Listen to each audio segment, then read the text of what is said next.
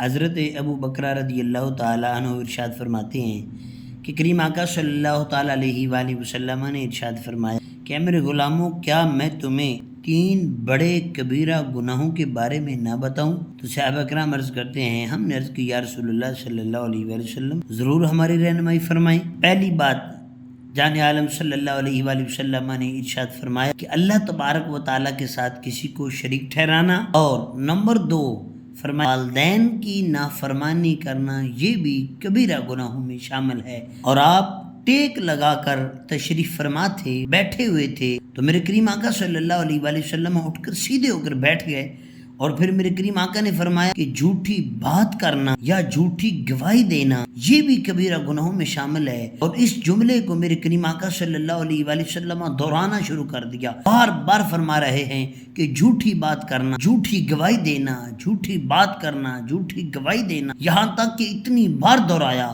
صحابہ کرام علیہم رضوان عرض کرتے ہیں، ہم نے سوچا کہ اب کاش رسول اللہ صلی اللہ علیہ وآلہ وسلم خاموش ہو جائیں۔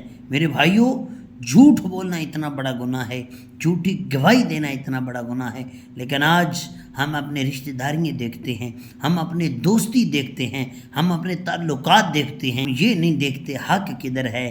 اللہ رب العزت ارشاد فرماتا ہے ان اللہ مع الصادقین، فرمایا اللہ کی مدد سچوں کے ساتھ ہوتی ہے۔